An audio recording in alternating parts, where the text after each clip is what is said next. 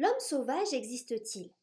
L'homme sauvage est un désir de retour à la nature qui est bien la nostalgie des citadins. Pour Marx, le mythe de la Robinsonade, c'est un homme qui est autosuffisant et qui peut vivre dans la simplicité du monde animal et être heureux comme ça. C'est un mythe moderne des sociétés industrielles, car n'oublions pas que l'homme de la préhistoire avait besoin des autres pour survivre. Les sciences humaines vont à l'encontre de cette représentation de l'homme sauvage qui pourrait être autosuffisant et trouver en lui-même le plan de sa conduite.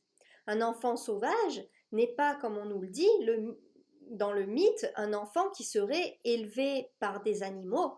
C'est souvent un enfant séquestré ou délaissé. Et ce que montre le psychologue Lucien Malson dans Les enfants sauvages, c'est qu'à la naissance, l'enfant est un candidat à l'humanité et qu'il a besoin d'un milieu humain parlant et désirant pour se développer. Comme le dit Kant, on ne devient homme que par l'éducation, à la différence de l'animal qui est directement adapté à la nature par ses instincts. Contrairement au mythe de Robinson Crusoe, l'homme ne laisse jamais libre cours à ses besoins, dit Georges Bataille dans l'érotisme. Ce qui caractérise l'homme, c'est une double négativité. D'une part, la négation de la nature extérieure par le travail, d'autre part, la négation de sa propre nature par l'éducation.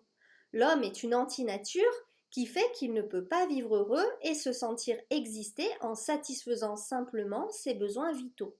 La solitude entraîne la désagrégation de la conscience humaine et la folie. Donc, l'homme sauvage existe comme rêve d'un citadin qui voudrait échapper à sa condition.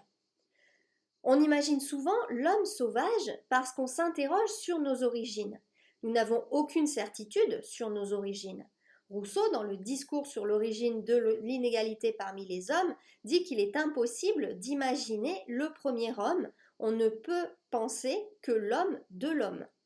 Et l'état de nature est une hypothèse méthodologique qui montre qu'on ne peut définir l'homme en dehors de la société, et le sens de l'état de nature, c'est une société où n'existe pas l'inégalité.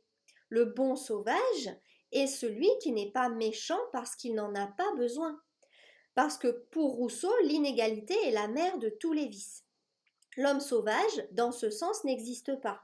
Le comportement de l'homme change selon les circonstances historiques et sociales. Être barbare, c'est un comportement d'homme civilisé.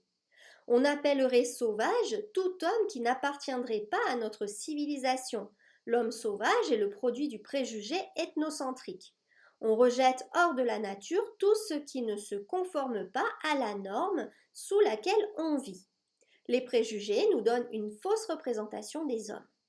Enfin, être sauvage peut avoir un autre sens, celui qui ne maîtrise pas ses pulsions sadiques, soit le psychotique, donc qui a une folie destructrice, soit un comportement immoral. Le sauvage, c'est aussi chacun de nous. L'homme n'a pas une nature sauvage ou civilisée. Être courageux, ce n'est pas ne pas avoir peur, c'est maîtriser sa peur. Comme dit Sartre, on est ce que l'on fait. Être un homme généreux, ce n'est pas ne pas être égoïste, c'est arriver à satisfaire son ego en satisfaisant les autres. Il n'y a que l'homme qui est inhumain.